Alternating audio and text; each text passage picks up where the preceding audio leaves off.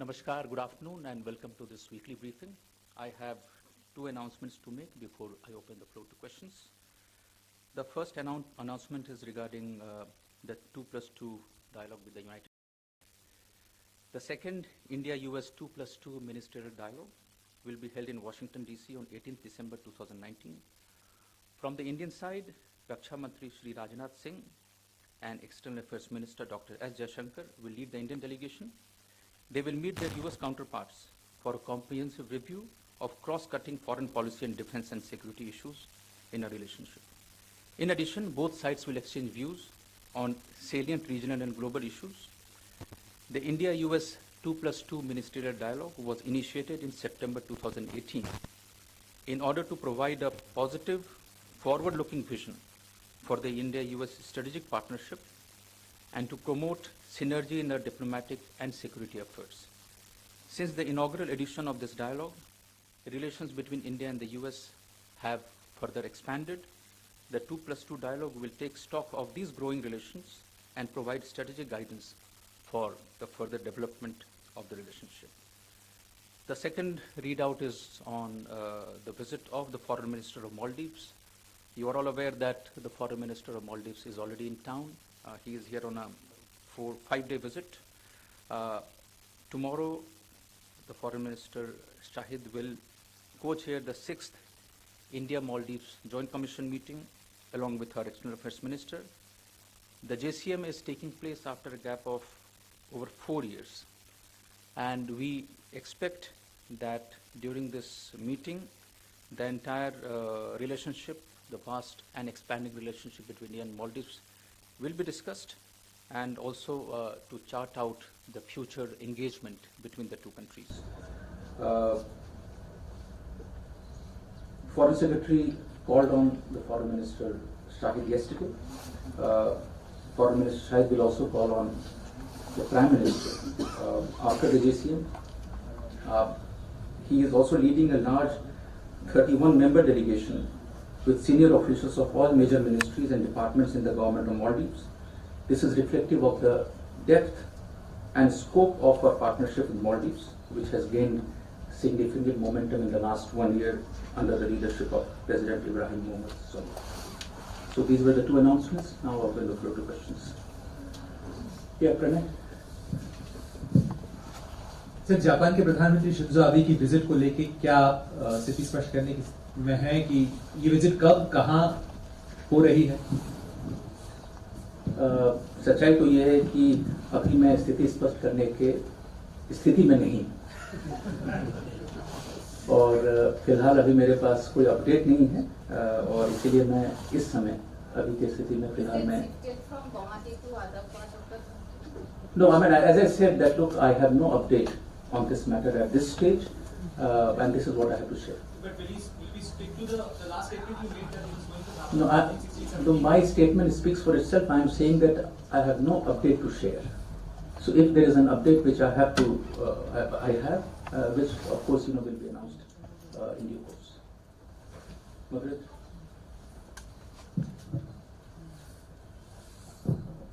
Sir, Bangladesh के विदेश मंत्री ने भारत के दौरे को कैंसिल कर दिया है। इसके अलावा बांग्लादेश में जो सरकार का स्टैंड है, खासतौर पे सीएबी को लेकर, उस पर भारत का क्या कहना है?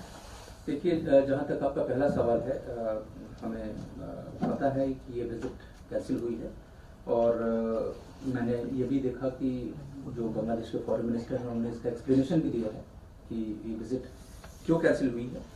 जहाँ तक हम भारत बांग्लादेश का संबंध है, हमारे संबंध बहुत ही मजबूत है, प्रगाढ़ है, और जैसा दोनों देशों के नेताओं ने बार बार कहा है कि अभी हमारा रिश्ते का जो सोनाली अध्याय है उसके हम बीच में हैं, रिश्ते बड़े अच्छे हैं, मधुर हैं। मुझे नहीं लगता है कि इससे ज़्यादा इस कैंसिलेशन में इससे ज़्यादा कुछ ज़्यादा पढ़ने की जरूरत है। You can use the mic. I'll answer your question as well. So how it can be Sonali Adhyay because the Hindu minority is tortured over there. That's why CAB is. You see, I can restrict my comments only to the matters which are pertaining to the Ministry of External Affairs. What I'm trying to say is that this is not something which our Prime Minister has shared, but this is a terminology which has been used by the Bangladeshi Prime Minister as well, and I think it is a fact that in the last few years the relationship, the way it has developed, the way it has expanded in several spheres. The core issue was never addressed. No, I think you see, even on the core issues, we have made statements. All the core issues we have made statements, and and that is where we stand. So as far as we are concerned, the relationship is very strong, and we do again reiterate that this is a Sonali Adhyay relationship. See that? So why has the Bangladesh foreign minister cancelled his visit? What have you been informed about it? Have you been informed through any official channels? And also, have they raised, in the light of the fact that the CAB has just been passed in Parliament yesterday, have they raised this issue officially with India? And have they linked it to the foreign minister's visit cancellation? You see, I think the first question I answered. In fact, I forgot to answer the second part of the question. I think we need to delink the two. I think the cancellation of the visit of Bangladeshi foreign minister, who was scheduled to come to India to attend the Delhi dialogue, is separate. And I think he has explained. I think he's talking about some scheduling issues. He said that the foreign secretary is out, and he's also mentioned about other reasons. So I think we will have to accept what the Bangladeshi foreign minister is saying. On his comment, which he has made about the CAB, you see, I think, frankly, there seems to be some confusion.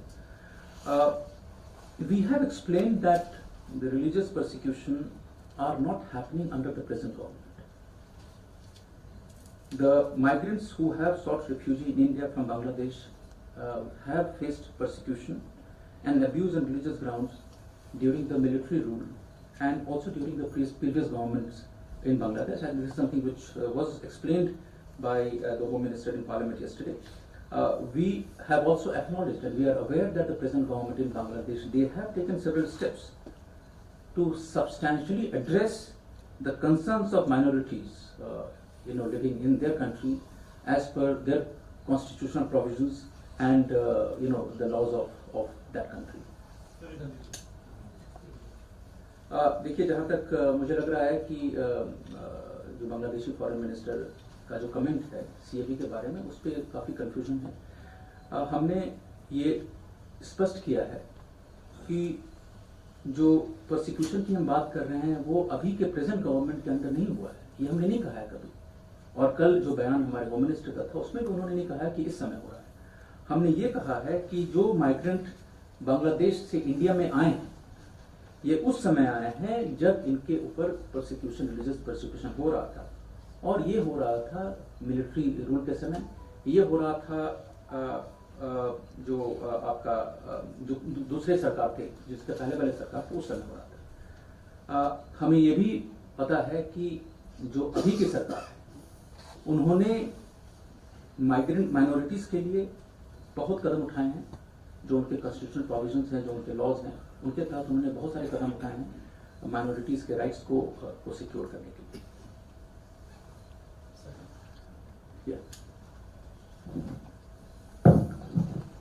Sir, Pakistan के प्रधानमंत्री इमरान खान का फिर एक बयान सामने आया है। उन्होंने कहा है कि भारत सिस्टमेटिकली एक हिंदू राष्ट्र की तरफ बढ़ रहा है, एक हिंदुत्ववादी एजेंडा लागू किया जा रहा है।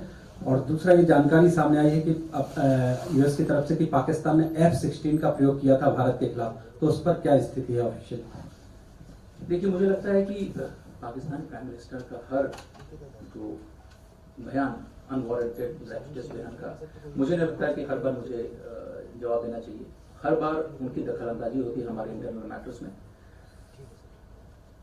मुझे लगता है कि पाकिस्तान के अंदर क्या चल रहा है, उनकी जो ट्रीटमेंट है उनकी अपने रिलीजियस माइनॉरिटीज के लिए,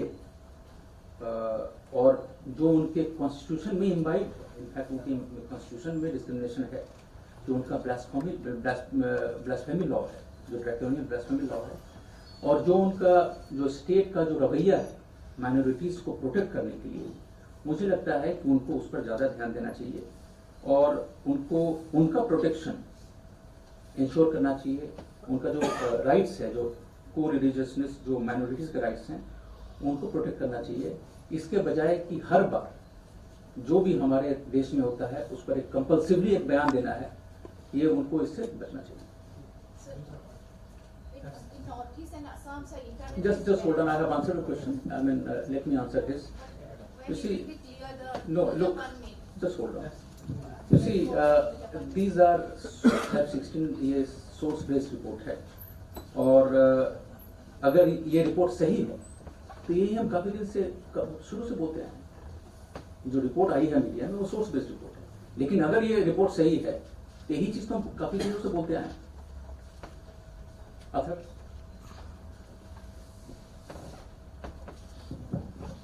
Good evening, Navish. The advisor to Bangladesh Prime Minister Sheikh Hasina has spoken to us just now, sir, and he has said, and I quote now, being the closest diplomatic ally of India, we are concerned regarding the internal developments in India. No bill should hamper the long-standing relation between the two countries.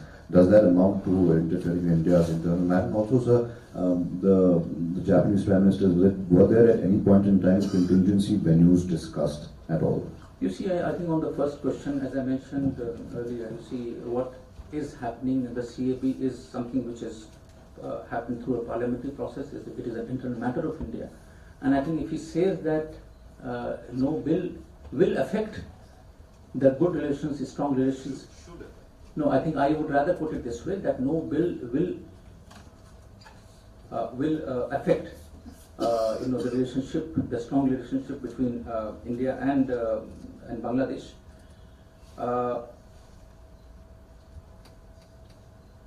Yeah. And which was the second question?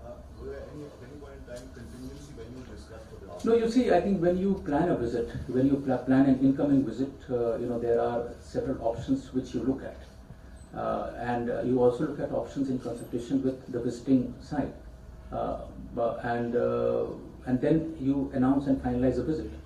So, at any point of time, I think there are certain venues which are under consideration. But that is part of the normal process for any incoming visit. I think just a couple of more things. I think you have a question again? Sir, earlier it was the venue, Indo-Japan Summit venue was Guwahati and he's supposed to visit Manipur too. So now internet is banned in Northeast and Assam. So, and when... No, I think, how it, beyond that, the point which I have mentioned already, I think there's nothing further at this stage which I can add. So I think please try to understand. If there is an update, of course I would have... 3 days or 2 days is left No, for the I think I know, but you see... I the think, venue is fixed. Look, that is what I'm saying. If there's an update, definitely I'll come up with you. But at this point of time, I have no update. Yes, I think on the comments by the Bangladeshi Foreign Minister and also on the cancellation, I can add that the Bangladeshi side, they have conveyed, they have informed us about the postponement of the visit. They have also conveyed that the minister has changed his program on account of, they have conveyed to us, beyond what you have read in the news, that they have changed their program on account of domestic issues pertaining to the commemoration of the Victory Day in Bangladesh on December 16. Any speculation that this development is connected with legislation adopted by Parliament yesterday regarding the Citizenship Amendment Bill is unwarranted. The specific comment made by the Home Minister to highlight the role of Bangabandhu and the actions taken by the present government in Bangladesh under the leadership of Prime Minister Sheikh Hasina, and I'll quote, he says, "Sir, as long as Sheikh Mujibur Rahman was leading Bangladesh, everything worked very well. But once his government went, minorities began to be oppressed. I can tell you that a large number of Bangladeshi Hindus had to come here to seek refuge." He goes on to say that the current government in Bangladesh is also taking care of religious minorities. It is making arrangements also for religious minorities, but there has been a long period in the past in between during which people came to India on account of religious persecution. So this is something which I have just quoted. This is the Home State statement yesterday in the Parliament, which basically I have kind of mirrored in my remarks a while ago. So what did they say, sir? Specific comments? I'll share this with you. I will share the entire statement with you in the WhatsApp. Very sure. Have you started And then foreign officials also reached out to you to understand more about the CAB, the reasons for doing this, the tension in the Northeast, especially these three countries which have been spoken about in the bill, and maybe the P5 as well. You see, I really can't answer this specific question, but you are aware that as part of a diplomatic duty of any envoy who's based in India, it is their job to kind of get an assessment about the present situation. We have, in fact, and through the Parliament, we have tried to explain our perspective on the Citizenship Amendment Bill, and I'm sure, our perspective is something which has been understood by countries across the world. Yeah. So will India be taking more efforts to explain to its neighbors, just like the Foreign Minister has done earlier, when in earlier instances? Will we be taking more efforts to let our neighbors know that this is our internal, and what steps will we take? And secondly, is there a chance then that the Japanese Prime Minister's visit may not happen at all? Is there a chance? No, again, second question I can't answer at this stage. I just said that I'm not in a position to come up with any update on that. On the first question, you see, I think if you have followed the debate in the Parliament, both in the Rajya Sabha, Lok Sabha, and then in the Rajya Sabha, I think the stand of the Government of India on the CAB, the Citizenship Amendment Bill, has been very clearly articulated. If we feel it is necessary to share our perspectives on the matter, I think we will do it in an appropriate manner. But all the queries which are some of the queries which have come to us from a couple of countries, they have been adequately addressed by the Home Minister in his response and as part of the debate in the Parliament, not only yesterday but also during the debate in the Lok Sabha. Is it the status of the foreign secretary level meeting on the border issue, as it's already been 1 month? Nepal had formally asked for the meeting. No, frankly, do you expect that we will be responding to when these meetings are going to take place from this forum? I don't think I can react from this forum. I can only say, and referring to what you want to ask, that our position on the matter is very clear and consistent. It has been articulated in my previous briefings. There is no change in our position, and whatever discussion has to take place will take place through diplomatic channels.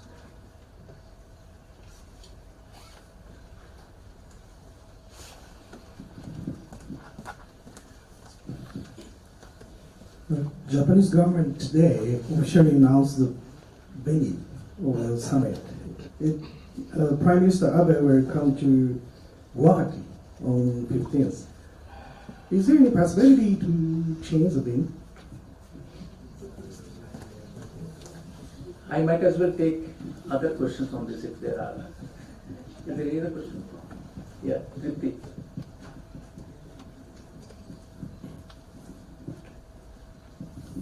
With 96 hours to go before the visit, I understand there is uncertainty over the choice of venue given the emerging security situation. Has the Japanese side expressed any apprehensions over taking their Prime Minister there? Okay. Anything else? Anybody else? Now, the answer to both the questions still remains the same, that at this point of time, I do not have any update which I can share with you. But rest assured, if there is one, we will come up with, and all of you will get to know. By when can you? No, I don't have a timeline. Yeah, Siddhant. So any confirmation on India-China border talks? They were expected, they've seen the reports, but any confirmation? No, what I understood from my discussions earlier today, that we are still in touch with the Chinese side to finalize the dates for the SR talks. And there is a direction. There is a direction from the two leaders that this has to take place at the earliest. And as we have more details, we will share the same. Good. Small clarification. Yeah. you said that the Bangladesh side has noted the specific comment by the Home Minister. Isn't that what you said? Saying that as long as Bangabandhu and the current government are, the persecution did not happen under Sheikh Mujib and his daughter. No, I didn't say that. I basically explained to you first that we were informed about the postponement of his visit. Second was I told you that the reason why it has been cancelled, which has been communicated to us officially, and we have been told that this is on account of the domestic issues pertaining to the commemoration of the Victory Day in Bangladesh on December 16th. And then I went on to add that if there is any speculation that this is connected to the CAB or the developments related to CAB, it is unwarranted. And then I quoted the statement, the remarks made by the Home Minister as part of the. As part of the. No, I mean that I am saying. I am saying simply because the statement by the Foreign Minister makes it very clear. He has said something in the media.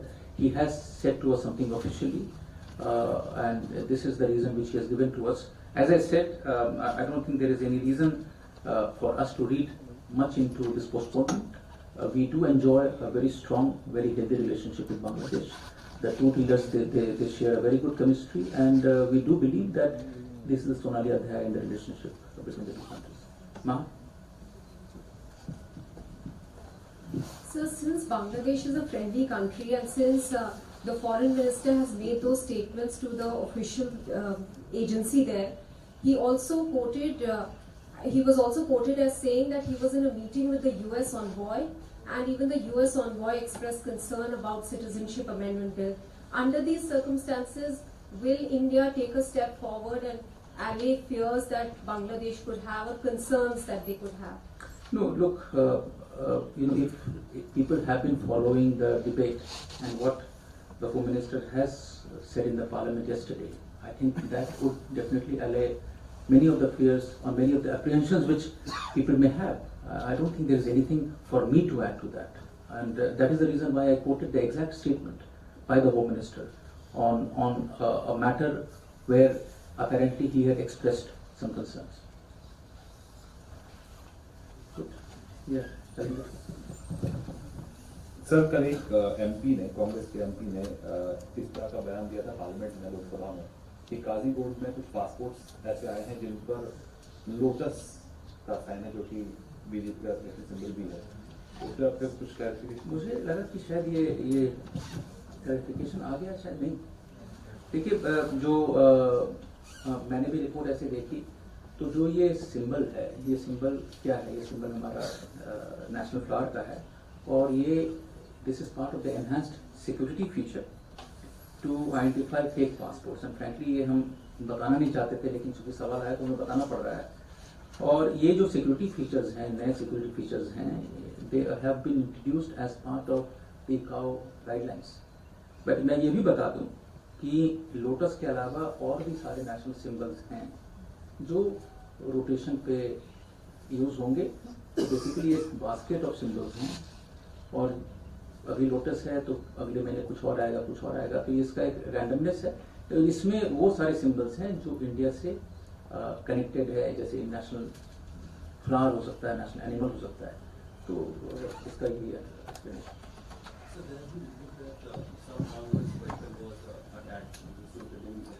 Northeast states, so you have anything to say? No, not really. Frankly, I'm not aware of such reports. But again, this is a law and order matter.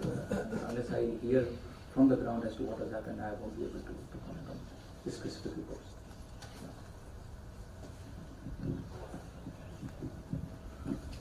Sir एक media report ऐसी आई थी कि जो OCI card holders हैं वो यहाँ airport पर आ गए हैं तो उनको डिपोर्ट कर दिया गया। और उसमें ये बताया जा रहा था कि वो जो OCI कार्ड उनके पासपोर्ट के ऊपर जो नंबर मेंशन था, पासपोर्ट का नंबर जो मेंशन था, वो अगर एक्सपायर हो जाता है, रिन्यू कर लेते हैं तो वो उसको लेकर के कोई इशू था। इसके बारे में अगर आप कुछ बता सकते हो तो। नहीं, मुझे लगता है कि आप किसी स्पेसिफिक इशू इंस्टेंस के बारे में बात कर रहे हैं। कोई ऐसा केस हुआ होगा? कुछ ऐसे केस ऐसे हुए हैं जो यहाँ इंडिया एयरपोर्ट से वापस। देखिए दो चीज़ें हैं। एक तो जो OCI कार्ड है और उसकी जो प्रोविजन है वो एक तो वो मिनिस्ट्री के अंडर आती है।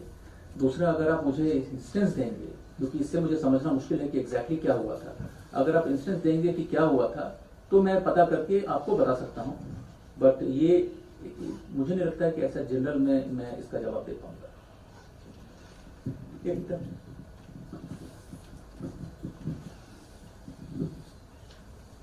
So recently there was a statement by the United States Commission for International Religious Freedom, and there was a comment by the United States Foreign Relations Committee about the Citizenship Amendment Bill.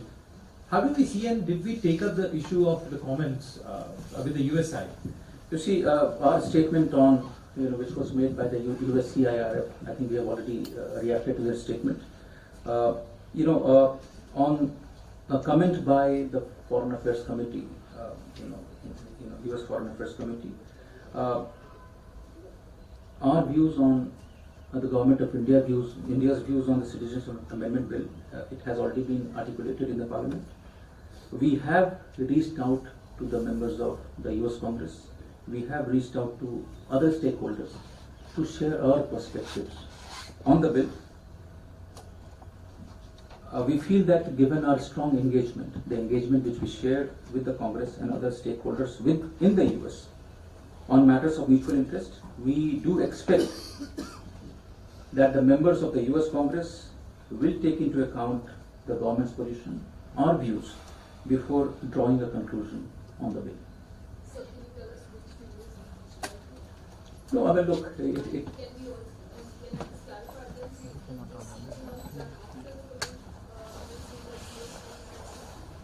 no, I really can't say that. But when I say reaching out to the members of the Congress, of course, we reach out to members of the Congress from both parties, and this is a bipartisan exercise which normally we carry out, as part of our diplomatic job, which our missions are supposed to do. On any development of interest or national interest, there are certain things which is done, and that we do regularly. Geeta? Ravish, a question was asked on the F-16s report. There's a US report I think you responded to the question about misuse of F-16s, but also vindication of India that F-16s were indeed used by Pakistan on this side of the border rather than on the Afghan. No, I did reply to this question. I said that, look, the report has come in a newspaper, right? The report is based on source. So frankly, for me to react to source-based report is difficult, number one. Number two, if indeed the report, whatever is there in the report is true, then I said that this is what we have been saying all along. You look at our statement which we have made at the time of when we detected that Pakistan had used F-16, and we had made a statement. So this is something which we have been saying all along.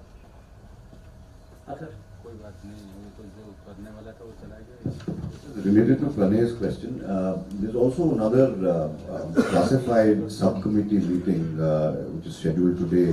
It's also a bipartisan subcommittee on foreign affairs in Asia. Despite, as you said, in the past also post the abrogation of Article 370, we have reached out to both sides of the aisle. Does this renewed and sustained interest in Kashmir in terms of this new subcommittee, which is classified, it's not open to the public, is that a matter of concern that at some level India's message is not exactly perforating through as much as we would like? You see, Athar, of course we are aware of this meeting, and what I can share is that the US side, including the Congress administration and many other stakeholders, they are aware about our position now, about the developments related to Article 370, and also about the situation on the ground in Jammu and Kashmir.